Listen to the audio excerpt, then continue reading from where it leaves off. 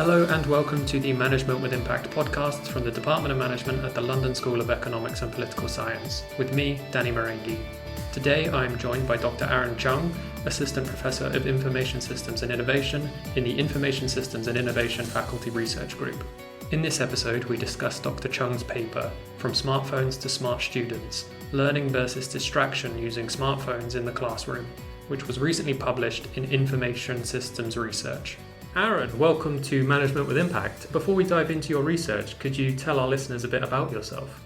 Yes, first of all, thanks for having me. Hi everyone, this is Aaron Cheng. I'm an Assistant Professor of Information Systems and Innovation in the Department of Management at the London School of Economics.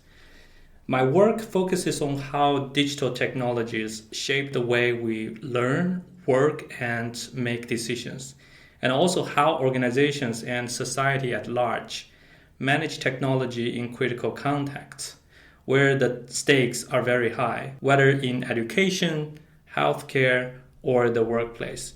I grew up in China, and over the last decade, I have studied and worked across different countries like the United States, the Netherlands, and here in the UK. That journey has really shaped my perspective. Wherever I go, I see people negotiating with technology, sometimes resisting it, sometimes embracing it, and often finding unexpected ways of using it. At LSE, I try to bring those observations into both my teaching and research. I have looked at technologies as diverse as smartphones in classrooms and artificial intelligence in organizations. What connects this project is the curiosity about the relationship between people and technology, how we adapt to new tools, how these tools in turn reshape our behaviors, institutions, and even our futures. And that curiosity is really what led me to this latest study about smartphones in education. Amazing. So your great recent paper argues that smartphones might be tools for learning rather than distractions in classrooms. This goes against a lot of what we see in the media, where groups or organizations call for the bans of smartphones in classrooms and schools. Can you give us a brief summary of the research and how you came to this conclusion? Yes, of course. I think the best way to start is always the bigger picture. Around the globe, the instinct has been to ban smartphones. France did it in 2018 for students under 15. China issued guidelines in 2021 telling schools to strictly limit them. In the United States, New York State recently announced plans to ban all internet-enabled devices, not just phones, but even tablets and smartwatches from schools. And just last week, South Korea passed a law that from 2026 will ban smartphones in all primary, middle, and high school classrooms. The law doesn't specify punishment for the violations, but it gives teachers the authority to confiscate devices or prevent students to bring their devices to the school, with exceptions for emergencies or for teaching purposes. These examples show a clear global trend. Policymakers, often under pressure to act quickly on concerns about distraction, they are leaning towards bans. But the truth is, despite all the new rules, we still don't have much rigorous scientific evidence on whether bans are really the best solution. That gap is what motivated our research. Instead of asking, should we have phones or not, we asked a very different question: how should schools manage smartphones if they are already in student lives? To answer this question, we ran 2 large randomized control trials with over 1,000 students in China. The design was straightforward. Students were randomly assigned to one of 3 smartphone policies, all experiencing the same 90-minute lecture. The 3 policies reflect what we see in schools worldwide. The first is a total ban, so no smartphones at all are allowed in the classroom. The second policy is unguided use. Smartphone allowed, but no rules. The third is guided use. Smartphones were allowed, but with the teacher prompting students to use them for the lesson. So here's what we found. In the unguided condition, performance dropped as expected.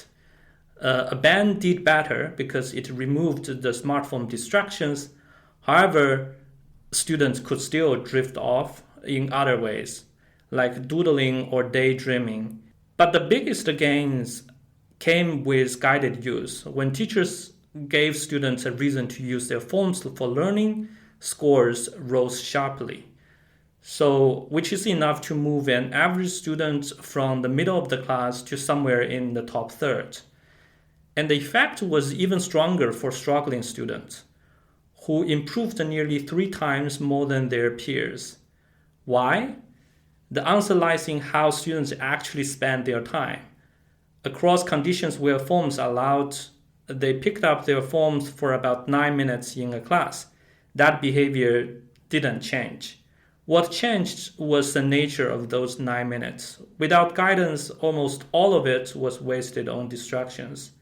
With guidance, a proportion, about 4 minutes, was redirected to genuine learning. And those 4 minutes of focused, purposeful use was powerful enough to outweigh the negative effect of the remaining distraction. So that's the key insight. The performance gain came because the benefit of smartphone-assisted learning outweighed the cost of smartphone-induced distraction. So the lesson is, it's not the phone itself that matters, but how it's used. Technology is never inherently good or bad. What matters is how we integrate it into the learning environment. So you talked a bit about the study there and how you conducted it, but could you talk us through the methodology of your study in a bit more detail? Yes, that I think really where the strength of our study lies. A lot of previous research has been correlational. So they basically ask the student how much they use their phones and then compare that with grades. The problem is that doesn't tell us what actually causing what. Are smartphone harming learning, or are struggling students simply more likely to be distracted? So we set up 2 large randomized experiments. In the first, we tested 3 different classroom policies, as I mentioned before: a complete ban on phones, free use, and teacher-guided use. Then in a follow-up second experiment, we added a 4th condition. Students weren't allowed phones, but were given a paper dictionary. The second experiment was important because it allows us to tease apart whether the effect we were seeing was about the device itself or just about having actual learning resources. What makes our data unique is that we didn't rely only on text scores. We installed ceiling-mounted cameras in the classroom and coded over 600 hours of classroom video, second by second. That gave us a very detailed, objective measure of how students spend their time, whether and how long they were on task, distracted or engaged with learning. It's rare to have that level of behavior data in previous education studies.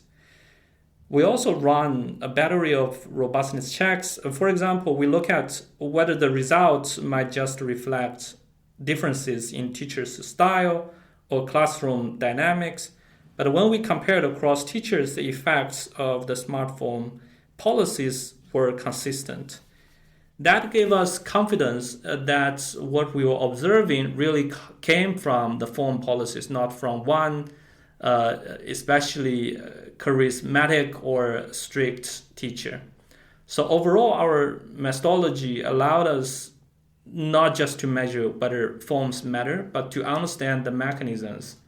That is how different policies shape attention and ultimately students' learning outcomes. And you specified that smartphones are most effective at aiding learning when students are guided by teachers. What does this guidance look like? Yes, so basically the guidance in our experiment was very simple. The teacher gave short prompts that encouraged students to use their phones for learning rather than drifting to other activities. For example, a typical instruction might be open your phone and look up the meaning and pronunciation of the word. We weren't talking about high-tech apps or heavy monitoring, just some small nudges built into the flow of the lessons would suffice. So I think that's the bigger point. Guidance doesn't have to be complicated. It's about setting the tone in the classroom, showing students that smartphone is a legitimate tool for learning and giving them a reason to stay on task. And how did the smartphones compare to the traditional learning tools that you mentioned, like textbooks? That's a great question. So let me first set the scene. The lessons we studied were Chinese verbal classes, not contemporary Mandarin or contemporary language, but classical material, ancient poetry or prose. It's beautiful but also demanding. So it requires focus and sustained attention to really learn and understand. So in a second experiment, we directly compared smartphone with paper dictionaries oftentimes students used. So the content was identical, same dictionary entries, same information. The only difference was the medium. And the outcome was eye-opening. Students with smartphones learned more, while the paper group didn't do any better than the group where phones were banned altogether. Why? There are a few reasons. The smartphones was quicker and more interactive, and students were simply more willing to use it. By contrast, the paper dictionary felt slower and dull in the context, and many students hardly touch it based on our observations. So there's also a behavior point here that I think we can all relate to. Often we pick up our phone without any real reason, just for a mental refresh, a quick scroll that leads to a distraction. So that's what happens when phones are allowed without guidance. They naturally drift into entertainment. But when the teacher gives a purposeful prompt, use the phone to look up this word, it redirects the very simple, the very same impulse. The phone is still in the student's hands, but instead of scrolling aimlessly, they're using it to support their learning. So the bigger insight is this: smartphones are not just a substitute for traditional tools like paper. They can reshape the mode of learning, making it faster, more engaging, and better aligned with how young people already interact with technology in their daily lives. And your paper noted that the benefits of the smartphone use weren't shared equally among the different groups of students. So who were the best performing groups and how could the results be better equalized across the groups? So that's a great catch and question. It's one we thought carefully about when we analyzing the data. So basically, we didn't just want to know the average effect of smartphones in classrooms because averages can mask important differences. So we run what we call the heterogeneous treatment effect analysis, essentially asking, do different groups of students benefit differently from guided smartphone use? So the answer was yes. The strongest gains appeared among students in IT majors, urban students, and interestingly, those who had been lower performing before the experiment.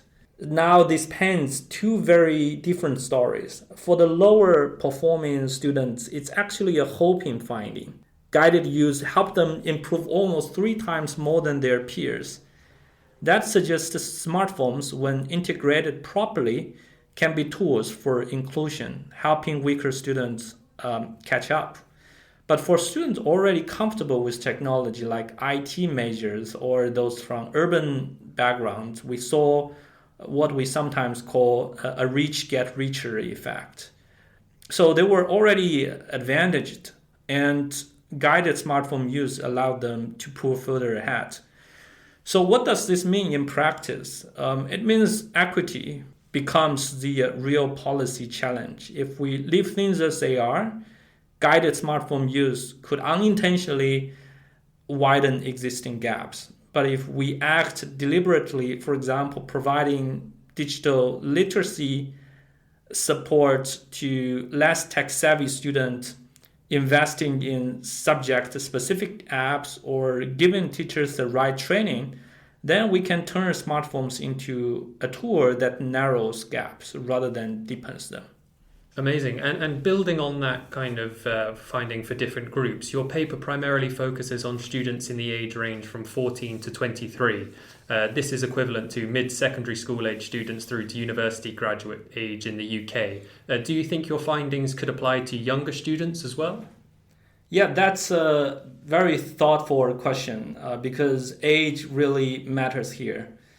Our evidence comes from older teenagers and young adults, so I would be careful not to overgeneralize. But at the same time, I think there are lessons that can inform debates about younger students. So on one hand, the potential is there. Even in primary school, smartphones can provide instant access to learning materials, support students who struggle with traditional resources, and offer engaging ways to practice skills, whether it's vocabulary, math games, or collaborative projects. In that sense, the principle from our study that guidance matters more than the device itself still applies. On the other hand, younger children are in a very different developmental stage. Their self-control, their ability to resist distraction, and even their social dynamics are very different. Risks like cyberbullying, social comparison, or overexposure to screens can be more damaging at younger ages. So that means the form of guidance must also look differently, more structured, more collective, and probably with a closer involvement of teachers and parents. So I'd put it this way: the principle travels, but the application changes. Let's say for a 10-year-old, guidance might mean tightly defined activities where the smartphone is used for a very specific task in a short period of time. For a 16-year-old, it might mean more autonomy and integration into subject learning. For a university student, it might be about balancing phones with other digital tools. So the key is to treat age not as a barrier, but as a signal that we need age-appropriate design and policies. Our study gives evidence that phones can enhance learning, but it also reminds us that one size doesn't fit all. And building on that kind of comparison to a UK school, your research uses a sample of students from a Chinese vocational school, as you mentioned. Do you believe your recommendations on smartphone use would be replicable across borders in UK schools, for example? That's a really timely question because the UK is right in the middle of the debate. On one hand, smartphone ownership is nearly universal here. About 93% of people overall, and effectively 100% among 16 to 24-year-olds. On the other hand, policymakers in the schools are under pressure to respond to concerns about distraction, online harms, and mental health. The policy landscape reflects that tension. So we saw the Safer Phones Bill introduced in 2024. It originally proposed a blanket bans in schools and raising the digital age of consent. But by the time it reached the parliament, it had been watered down to a call for more research. Some schools already enforce strict bans, while others allow forms but set local rules. So it's a patchwork rather than a single national approach. What our finding contributes to these debates is evidence that bans are not the only option. The principle that the guidance can turn potential distraction into learning still applies, but the way it works will look different. UK classrooms are less hierarchical than those in China, so teacher authority to direct smartphone use may be weaker. That suggests the integration would need to be more collaborative, perhaps embedded into subject-specific curricula rather than top-down instructions. So to me, the UK context isn't a reason to dismiss our findings. It's a reminder that the policy should be flexible, sensitive to local classroom culture and norm, and backed by teacher training. Otherwise, bans might feel decisive but miss the chance to use a tool that's already in every student's pocket. So you mentioned a bit on policy there and the safer phones bills that got introduced. What would your recommendation be for policymakers in the realm of education on this topic? Great question. Yeah, if I were speaking directly to policymakers, I'd highlight three things. First, don't legislate in absolutes. I understand why bans are attractive. They give a sense of control and parents often support them. But bans also remove any chance of using smartphones productively.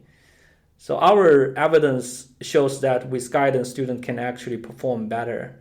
So the choice isn't between distraction and discipline. There is a middle ground. Second, invest in teachers. Guidance doesn't happen on its own. Teachers need time, training, and tools to integrate smartphones meaningfully into their lessons. If we only legislate bans without giving teachers the resources to try something different or innovative, we are setting them up to fail. Third, think about equity. UNESCO data show that by 2023, about 13% of countries had smartphone bans, 14% had guidelines, and the rest had nothing in place. That's a big gap. It means many students, especially in disadvantaged schools, risk of falling behind. So with the right support, smartphone can help weaker students catch up, but without it, the gap could widen. So my message is this: don't stigmatize technology, but don't romanticize it either. Instead of a one-size-fits-all bans, build capacity for guided, inclusive integration of digital technologies in classrooms. So what are your next steps in this area of research, or where do you think this topic of research needs to go from here? So for me, and really for this whole field, the next step is to keep asking how we live with technology, not how we ban it. So history shows us something important. Human progress has never come from rejecting new tools. The printing press, calculators, even the internet, each of them was met with fear. But societies that learn how to integrate and manage them move forward, while those that resisted were left behind. So our study on smartphones tells the same story. You only see the benefits when you allow students to use the tools and give them guidance in how to use them well. So the second step is about sustainability. Banning technology can look like a quick fix. It reduces distraction, it reassures parents, But in the long run, it isn't sustainable solution in my view. In fact, it risks widening the digital divide. Students who are cut off from using smartphones or AI in their learning miss out on building the very skills they will need in the future. Meanwhile, students in schools and universities that actively integrate those tools will learn faster, adapt better, and ultimately move ahead. And that gap matters because it shapes who will thrive in the digital economy of tomorrow. At LSE, we are already engaging with these questions. We are recently partnered with Anthropic, the maker of Claude, and with Microsoft's Copilot to explore how generative AI can be brought into both teaching and research. And at the Department of Management, I lead and teach the Managing Artificial Intelligence course, where I have seen this play out for 3 years now. The highest performing students are not those who shy away from technology. They are the ones who use it effectively and responsibly, who know how to integrate it into their work without letting it replace their thinking. That's exactly the kind of digital maturity that education should be cultivating. So if you ask me about the next step, I would say it is to build capacity for teachers, students, and institutions to live with these technologies in guided and responsible ways. That is how we turn potential distractions into engines of learning. And to connect this back to the theme of this podcast, management with impact. This is impact in the deepest sense. How we choose to manage technology today won't just affect classroom outcomes. It will shape the skills, opportunities, and confidence of an entire generation.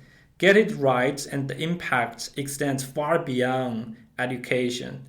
It's about preparing society to live and work with technology in a way that is both responsible and empowering. Aaron, that's a very visionary way to close. Thank you so much for joining us, and congratulations again on your paper. Thank you. It's been a pleasure.